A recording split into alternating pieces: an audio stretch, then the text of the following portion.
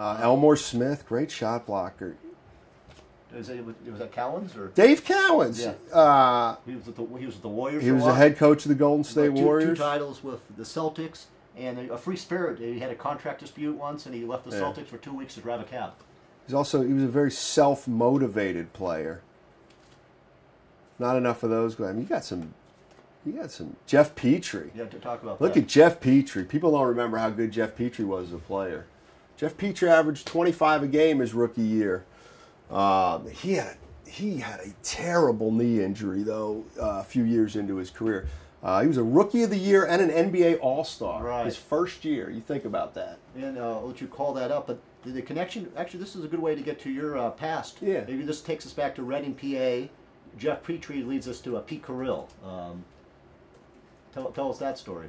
Well, Pete Carrill got his high school basketball. Well, he got his coaching start in Reading, Pennsylvania. He coached 9 years at Reading High School before he went on to Princeton. So, Reading High had one of the. You want me to tell the whole story? I guess so. I guess it's right here. I mean, hold it up and tell the story. Well, the story is that this gymnasium was built in 1972. I think it's an incredible high school gymnasium in Reading, Pennsylvania. It holds like 3,800, maybe 4,000 when it's packed, something like that. And Reading High had an incredible basketball program, always has. So they put together, when the arena was up 30 years ago, or when it was 30 years old, they made a list of the greatest games, greatest players, etc. And so when I was in high school, we were the first team to go into Reading High and win on this court. My team, after they'd won like 37 in a row, 40 in a row. So we beat them. But then they had some great players who came through. Donyell Marshall played at Reading High. Of course, he played in the NBA. He played on this court. This was his home court. But like Rasheed Wallace played there because when he went to Simon Gratz out of Philly.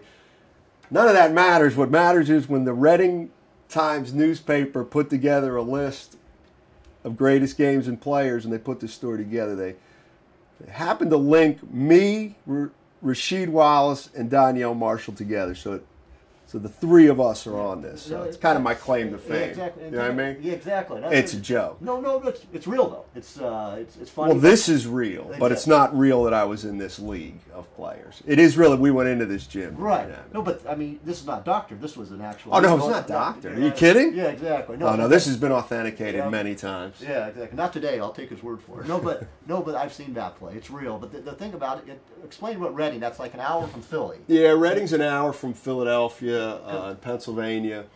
The Reading Railroad, monopoly. Correct. Yeah. Back in the late '60s and early '70s, Reading basketball was Reading high school basketball was incredible. It was they used to have shirts that they wore around. It said Reading High, where basketball is beautiful, and it's because Pete Carrill implemented the Princeton system at Reading High School in the '60s. And the subsequent coach there, a guy named Jim Gano, continued this style of basketball. And basically what you had was you had an urban basketball team that was quicker, more athletic, and more talented than 95% of the teams they played with. But they were also smarter, executed better, and knew how to play. These teams were incredible to watch. They were, year after year, perennially went deep into the state playoffs. And it's basically, Pete Carrill got an inner city high school team to play just like Princeton. Right. So anybody who thinks, something like that can't be done doesn't get it, because they put together a monster in Reading. And we used to, as kids growing up, me and my buddies would go to see Reading High play. And when they were in the playoffs, we would go to Hershey Park Arena, and we would go to Will Chamberlain. Correct, yeah. And we go to the Harrisburg Farm Show Arena, and they'd have double headers there. And I'm telling you, they would get 9,000, 10,000. High school. Yeah, for these high school games. You'd have like Reading versus Steelton High in the first game, and Harrisburg versus York in the second game. And every school would bring 2,000 fans, and there'd be another 2,000 that just wanted to see a great game. This was high school basketball at its peak, and that's you know that's why they call that's why they call the Geigle Complex, which is where these games were played. You know, it was just a great place to watch hoops. I want to see this. I mean, I don't know how I get there. How do you get to Geigle Complex? Exactly. It's on 13th Street in Reading. I know that. Exactly. I'll just put it in the Google map.